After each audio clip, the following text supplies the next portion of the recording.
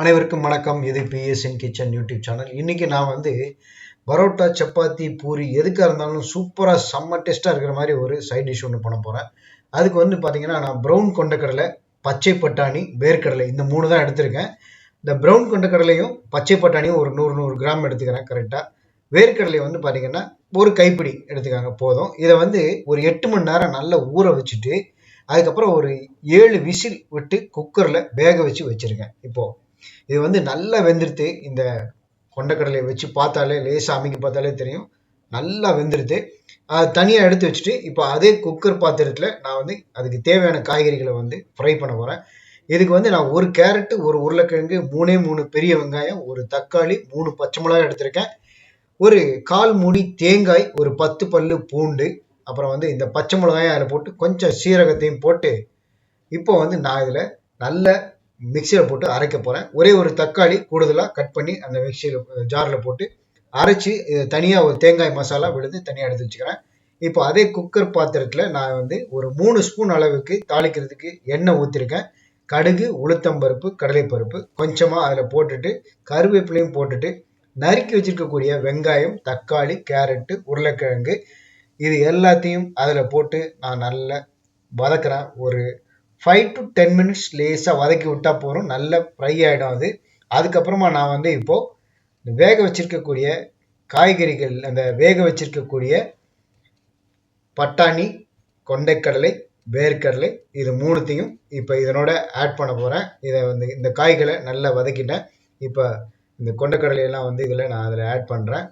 இந்த வேக வச்ச தண்ணியை தூர ஊற்றாமல் அதையே இதுக்கு நம்ம யூஸ் பண்ணிக்கலாம், வேஸ்ட் பண்ணாமல். ஏற்கனவே நம்ம இந்த கொண்டைக்கடலையெல்லாம் தேவையான அளவு உப்பு போட்டு தான் வேக வச்சுருக்கோம். 1 ஸ்பூன் அளவுக்கு உப்பு போட்டு வேக வைங்க. 1/4 ஸ்பூன் இப்போ மஞ்சள் தூள் ஆட் பண்ணிக்கிறேன். கூடுதலாக கொஞ்சமாக நான் உப்பு ஆட் பண்ணிக்கிறேன். ஏன்னா கடலையில் நம்ம உப்பு போட்டு தான் வேக வச்சுருக்கோம். அதனால் கொஞ்சமாக போட்டால் போதும். பெருங்காயத்தூள் கொஞ்சமாக ஆட் பண்ணிக்கிறேன். நிறைய உப்பு போட்டுறாதீங்க, அப்புறம் உப்பு ஜாஸ்தியாகிடும்.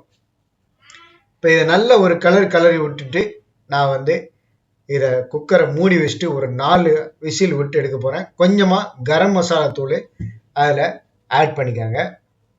இப்போது இந்த அரைச்சி வச்சிருக்கக்கூடிய தேங்காய் மசாலாவையும் அதில் போட்டு குக்கரை மூடி வச்சுட்டேன். விசில் விட்ட ஒரு 4 விசில் விட்டு நான் இப்போ இதை ஓப்பன் பண்ணி பார்க்குறேன்.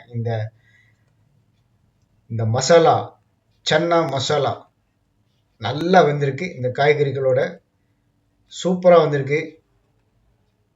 இதே மாதிரி நீங்களும் செய்து பாருங்கள். இதை நாம பூரி, பரோட்டா, சப்பாத்தி எதுக்கு வேணாலும் இதை எடுத்துக்கலாம். செம்ம டேஸ்ட்டாக இருக்கும் உண்மையிலேயே. இந்த வழக்கமாக 4 பூரி சாப்பிட்றவங்க கூடுதலாக 2 சாப்பிடுவாங்க. இதை வேறு பாத்திரத்துக்கு நான் இப்போ ஷிஃப்ட் பண்ணுறேன். அடுத்ததாக பார்த்தீங்கன்னா இதில் கொண்டைக்கடலை, பட்டாணிலாம் போட்டிருக்கிறதுனால ரொம்ப டேஸ்ட் மட்டும் இல்லாமல் ரொம்ப ஆரோக்கியமானதும் கூட. வீட்டில் படிக்கக்கூடிய பசங்களுக்கு இதே மாதிரி நீங்கள் செய்து கொடுத்தீங்கன்னா 4லேருந்து 6 சப்பாத்தி கூடுதலாகவே சாப்பிடுவாங்க. அந்த அளவுக்கு இது செம்ம டேஸ்ட்டாக இருக்கும். இதே மாதிரி நீங்களும் உங்கள் வீட்டில் செய்து பார்த்துட்டு நம்ம வீடியோ பதிவுக்கு கீழே உங்களுடைய கருத்துக்களை தெரிவிங்க. பரோட்டாவாக இருந்தாலும், சப்பாத்தியாக இருந்தாலும், பூரியாக இருந்தாலும் இந்த டிஷ்ஷை செஞ்சு பாருங்கள். செம்ம டேஸ்ட்டாக இருக்கும்.